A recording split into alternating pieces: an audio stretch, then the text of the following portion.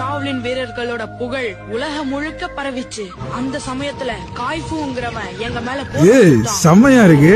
ஒரு பக்கம் காய்ஃபு கிட்ட 108 வீரர்கள் இருந்தது. இன்னொரு பக்கம் சைனாவை சேர்ந்த 5 மாவீரர்கள் இருந்தாங்க. அதுக்கப்புறம் தான் காய்ஃபோட உண்மையான குணம் என்னன்னு தெரிஞ்சது. அவன் ஷாவ்லின் டெம்பிளுக்கு ஒரு எச்சரிக்கை விடுத்தான்.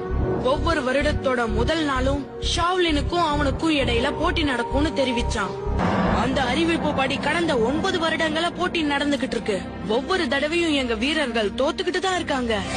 சைனாவுல இருக்கிற எல்லா வீரர்களுக்கும் பயிற்சி கொடுத்து பாத்துட்டோம். ஆனா காய்ஃபுவ ஜெயிக்கிற பலம் யார்கிட்டயும் இருக்கிற மாதிரி தெரியல. இந்த வருடம் தான் எங்களுக்கு இருக்கிற கடைசி வாய்ப்பு. இதுலயும் தோத்துட்டோம்னா ஷாவ்லின் மட்டும் இல்ல, சைனாவுல இருக்கிற எல்லாரும் காய்ஃபுக்கு அடிபணிய வேண்டி வரலாம். ரொம்ப இக்கட்டான சூழ்நிலையா இருக்கு. இதுல நான் என்ன உதவி செய்யணும்? ஷாவ்லின் ரக்ஷகன் இந்தியாவுல இருக்கிறதா தெரிஞ்சது. இது இல்லாம பல அறிவிப்புகள் படியும் பீம் தான் அந்த ரக்ஷகன்னு தெரிஞ்சுக்கிட்டேன். பீம ஷாவ்லின் டெம்பிளுக்கு கூட்டிட்டு எனக்கு உங்களோட அனுமதி தேவை அரசே. ஆனா காய்ஃபோட மோதுற அளவுக்கு பீம் கிட்ட திறமை கிடையாது. அவன் சின்ன பையன். நீங்க கவலைப்படாதீங்க மகாராஜா. இந்த விஷயத்துல மின்னிக்கு உதவி செய்ய எனக்கு எந்த கஷ்டமும் இல்ல.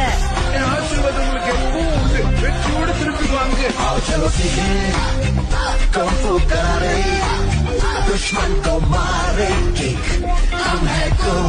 ஷாவ்லின் வீரர்களோட